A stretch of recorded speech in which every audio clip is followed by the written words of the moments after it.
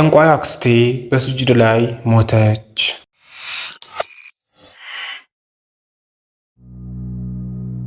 ይህ የቀልብ ዶክተር ድምፅ ነው። አልሐምዱሊላህ። ታካሚዎቻችን የሚድኑ በእኛ ኃይል እንዳይመስሎት፣ በአላህ ኃይል ብቻና ብቻ ነው። ከቀልብ ዶክተር ዓላማ ውስጥ የአላህን ተአምር ማንገስ ዋነኛው ነው። በየጊዜው በቀልብ ዶክተር ታክመው መዳናቸውን ማመን እስከሚያቀታቸው ሲቃይ የተናነቃቸው ሲገልጹ የአላህ ተአምር ምን ያህል የገዘፈና ግልጽ እንደሆነ ያሳየናል። ከህመም ወደ ጤነኝነት፣ ከጭንቀት ወደ ደስታ፣ ከጨለማ ወደ ብርሃን፣ ካላሰቡበት ወደ ስኬት የደረሱት በአላህ ተአምር ቢሆን እንጂ። ልብ ለአላህ እጅ የሰጠና የተናነሰ ሲሆን ግልጽ ይሆናል። አላህም እንዲህ ይለናል፣ አላህን ትገነዘቡና በእርሱም ታምኑ ዘንድ በችሎታው ላይ ያስረጅ የሆኑ ግልጽ ተአምራቶችን ያሳያቸዋል። አልበቀራ። ኑ በአላህ ቃል የአላህን ተአምር እናግስ። ሕክምና ማግኘት ሲፈልጉ ይሄንን ሊንክ ይጫኑ።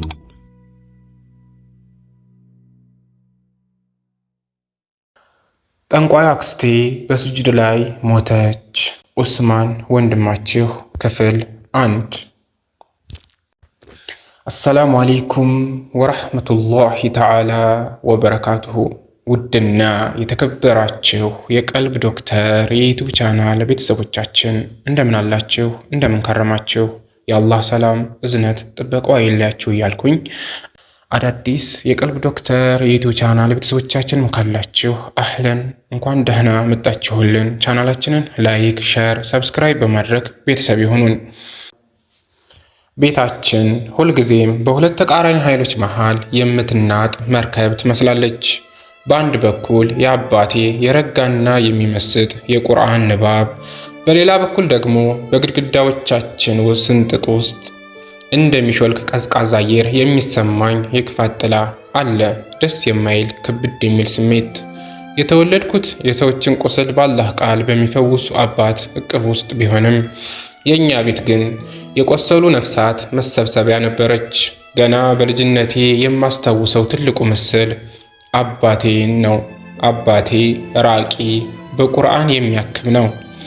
ሰላምን ፍለጋ የሚመጡ ሰዎችን ሲያክም ይውልና ማታ ግን እኛው ቤታችን ውስጥ በምትኖር ጠላት ሰላሙን ይነጠቃል። አክስቴ አባቴ እህቴ ብሎ የሚጠራት፣ እኛ ግን የቤት ውስጥ እባብ የምንላት እሷ የምትደግሰው ድግምትና የምትሰራው ጥንቆላ በቤታችን ጣራ ላይ እንደ ከባድ ደመና ጥልቶ ይውላል። ዛሬም እንደ ትላንቱ ቤታችን ውስጥ እንግዳ ድባብ አለ። አየር ውስጥ የሚቀመጥ የሚመስል የክፋት ጠረን ይሰማኛል። እናቴ በአንድ ጥግ ተኝታ ታቃስታለች። ዶክተሮች ምንም በሽታ የለባትም ይሏታል። አባቴ ግን የደረሰባትን ያውቃል። ቁጭ ብሎ የሱረቱል በቀራን አንቀጾች እያነበበ በሷ ላይ ይተፋል። አንድ ቀን እንዲሁ ስትሰቃይብን እሱ ከቀራላት ኋላ ድክም ብሎት ባቀረቀረበት ሰዓት አባዬ አልኩት፣ ድምፄ እየተንቀጠቀጠ። ቀና ብሎ አየኝ። አይኖቹ ደም መስለዋል። የድካም የእንቅልፍ ማጣትና ከማይታይ ኃይል ጋር የሚያደርገው የትንቅንቅ ውጤት ነው። ጠርቼው ሳጨርስ አይዞህ ልጄ አላህ ከኛ ጋር ነው አለኝ። ቃሉ ቢበረታም ድምፁ ውስጥ ያለውን ስቃይ ግን መደበቅ አልቻለም። በዚያች ምሽት ሸለብ እንዳደረገኝ አክስቴ ደጃፋችን ላይ ስትመላለስ አየኋት። ፊቷ ላይ ያለው ሸይጣናዊ ፈገግታ በጨለማ ውስጥ ይብለጨለጭ ይመስለኛል። እሷ የምትሰራውን ሲህር ዓላማው ግልጽ ነበር። አባቴ ለጥንቆላ እጅ እንዲሰጥ፣ ቤታችን እንዲፈርስ እና የጅን ጥቃት ተከላካይ የሆነው አባቴ እንዲወድቅ ማድረግ። ግን አባቴ አልሸነፍም ይላል። ይህ ጽናቱ ግን ዋጋ እያስከፈለን ነበር። የቤታችን ግድግዳዎች ሳይቀሩ በስቃይ የሚጮሁ ይመስለኛል። መተኛት አልችልም። ጨለማውን ስመለከት ውስጥ እንደ ተደበቀ አውሬ የሚጥለኝን ፍርሃት መቋቋም አልቻልኩም። ይህ ገና የፈተናዬ መጀመሪያ ነበር። የቤታችን ሳሎን እንደ ማንኛውም ሙስሊም ቤት በንጽህና የተጠበቀ በቁርአን ጥቅሶች ያጌጠ ቢሆንም አየሩ ግን ሁልጊዜም እንደ እርጥብ መሬት ይከብዳል። አባቴ ቁርአን በሚቀራበት ጊዜ የሚሰማው ሰላምና ደግሞ በዛው ሳምንት አክስቴ ደጃፋችንን ስትረግጥ የሚሰማው ጭንቀት እርስ በርሳቸው የሚናከሱ ነው የሚመስሉት።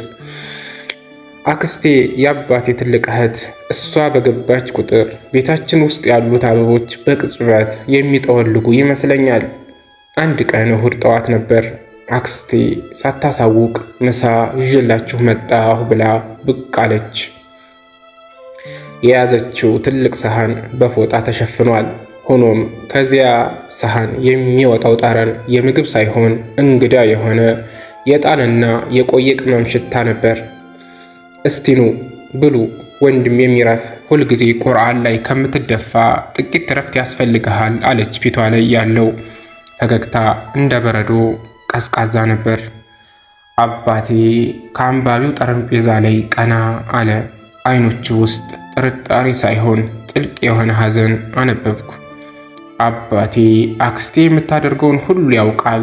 ሆኖም ዝምድና አልቆርጥም በሚል ጽኑ እምነቱ ምክንያት በክፋት አይመልስላትም። ስሟን ጠርቶ አላህ ይስጥሽ አለ አባቴ። ድምፁ ጸጥ ያለ ቢሆንም በክፍሉ ውስጥ ያስተጋባል። ሳህኑ ተከፈተ። ቀይ ወጥ ነበር። ነገር ግን ወጡ ውስጥ የሚታዩት ስጋዎች ቅርጻቸው እንግዳ ነው። እናቴ ልታስተናግዳት ስትሞክር በድንገት እጇ ተንቀጠቀጠ። ሳህኑን ልታስቀምጥ ስትል ሳይታወቃት ዋይ ብላ ጮኸች። በዚያው ቅጽበት ቤቱ ውስጥ ያለው መብራት ድንገት ጠፋና ደብዛዛ ጨለማ ነገሰ። አባቴ ወዲያውኑ ድምፁን ከፍ አድርጎ አያተል ኩርሲን መቅራት ሲጀምር እሱ ተጠራጥሯት እንደነበር ያኔ አወኩኝ። ታውዝም አላደረገም፣ የፈጠነ ነበር አያተል ኩርሲን ጮክ ብሎ ያነበበው። አክስቴ በድንገት ፊቷ ተለወጠ። ምንድን ነው? በሰላም ምሳ ይዤላችሁ በመጣ እንዲህ ትሆናላችሁ ብላ ብትጮህም አይኖቿ ግን እረፍት አጥተው ወዲያ ወዲህ ይረበሹ ነበር። አባቴ ቁርአኑን ሲቀጥል በቤቱ ጣሪያ ላይ እንደ ከባድ ድንጋይ የሚወርድ ድምፅ መሰማት ጀመረ። ኮቴ ኮቴ፣ የሆነ የማይታይ አካል በጣሪያችን ላይ እንደሚሮጥ ነገር ይሰማል። እኔና እህቶች ደንግጠን በአንድ ጥግ ተቀምጠን የልባችን ትርታ እንደ ከበሮ ይደልቃል። በዚያች ሰዓት አየሩ በረደ። ከአክስቴ ጀርባ አንድ ረጅም ጥቁር ያለ ጥላ ያለ ይመስለኝ ነበር። እንዲሁም እኔ ደግሞ ከሌሎቹ በተለየ ይታየኝ ጀመር። ውሰጂው፣ አንሺው አለ አባቴ ንባቡን ቂራአቱን ሳያቋርጥ። የሰራሽውን አንቺው ብዩ፣ እኛ የአላህ ስም ያልተጠራበትን አንመገብም ሲላት አክስቴ ሳህኑን በንዴት አንስታ እየተሳደበች ወጣች። ከበሩ ስትወጣ ግን ትመለከታለህ፣ ይህችን ቤት ባዶዋን አስቀራታለሁ ብላ ዛተች። እሷ እንደወጣች ቤቱ ውስጥ ያለው ጭንቀት አልበረደም። እናቴ በድንገት መሬት ላይ ዘር ብላ ወደቀች። መተንፈስ አቃታት። አባቴ ደርሶ ውሃ ላይ ቁርአን እየቀራ ይረጭባት ጀመር። እኔ ግን ያንን ትዕይንት እያየሁ አንድ ጥያቄ ውስጤ ይመላለስ ነበር። ለምን አላህ ይህችን ክፉ ሴት አያጠፋልንም? አባቴ በቀንና በሌሊት ጌታውን እየለመነ ለምን እንዲህ እንሰቃያለን እያልኩ። ያቺ ምሽት ለቤተሰባችን የሰላም የመጨረሻዋ ምሽት ነበረች። ከዚያን ቀን ጀምሮ ቤታችን ውስጥ የሚበላው ምግብ አይጠገብም፣ የምንተኛው እንቅልፍ አያሳርፍም፣ የምንነጋገረው ንግግር ሁሉ ወደ ጦርነት ይቀየራል። የድግምቱ ሰንሰለት ቤታችንን ጠፍሮ መያዝ የጀመረው በዚያች ቀን ነበር። አባቴ ግን ሌሊቱን ሙሉ ቁርአን ሲቀራ ያድራል፣ ኢባዳውን አልያዘበትም። አንድ ቀን እንዲሁ አባቴ ልጄ፣ በመከራ መሃል ፈተናው ሲበረታ ድሉ ቅርብ ነው፣ አላህን አትጠራጠር ብሎ መከረኝ። ወይ ጁማ እየሄድን ነበር፣ ወይ የሆነ ቀን ነበር። ይህን አባባሉ ግን በእኔ ላይ አፈር እስኪጫን የምረሳው አይመስለኝም። እኔ ግን የአባቴ አይኖች ስር ያለውን ጥቁር ጥላ እያየሁ ወደፊት የሚመጣው መከራ ከዚህ የከፋ እንደሚሆን በልጅነት ልቤ ተሰማኝ። ውስጤን ታወቀው። አንዳንዴ ምላስ የማይገልጸው ልብ ብቻ የሚያወራው አጋጣሚ አለ። የአክስቴ ዛቻ በቃላት ብቻ አልቀረም። ያች ምሽት ካለፈች በኋላ ቤታችን የሰላም ወደብ መሆኑ አብቅቶለታል። የቁርአን ድምፅ በቤታችን ውስጥ ቢሰማም በቤተሰባችን አባላት ልብ ውስጥ ያለው መከፋፈል ግን እንደ ሰደድ እሳት እየተቀጣጠለ መጣ። በጣም የሚገርመው ነገር እናቴ ለአባቴ ያላት ፍቅርና ክብር ወደ ጥልቅ ጥላቻ የተቀየረ ይመስላል። ጠዋት ተነስታ ለምን አየኸኝ በሚል ሰበብ ጦርነት ትከፍታለች። አባቴ በረጋ መንፈስ ሶብር አድርጊ እናትየው፣ ይሄ የሸይጣን ስራ ነው ሲላት፣ እሷ ግን ይባስ ብላ ትጮኻለች።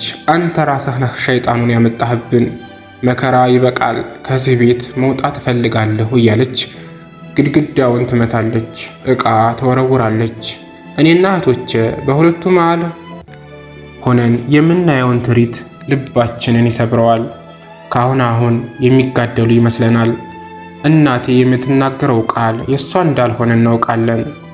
አይኖቿ ውስጥ ያለው እሳት ሌላ እንግዳ ኃይል ነው።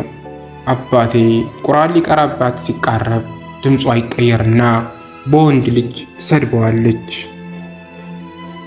አንተ ደካማ ነህ፣ ልትለቃት አይገባም፣ ልጆቿን እንበላቸዋለን የሚሉ ዘግናኝ ንግግሮች ከእናቴ አፍ ሲወጡ መስማት ምን ያህል እንደሚሰቀጥጥ መገመት ይቻላል። ውድና የተከበራችሁ የቀልብ ዶክተር የዩቲዩብ ቻናል አድማጮች ተመልካቾቻችን እንደምን አላችሁ? እንግዲህ የወንድማችን ታሪክ ክፍል 1ን በዚህ ልናጠናቅቅ ወደናል። ክፍል 2ን ቀጣይ ሳምንት አላህ ካለ ኢንሻአላህ እናየዋለን። እስከዛው ድረስ ወሰላሙ አለይኩም ወራህመቱላሂ ተዓላ ወበረካቱ። እንኳን ወደ ትክክለኛው የአፍያ መንደር በሰላም መጡ።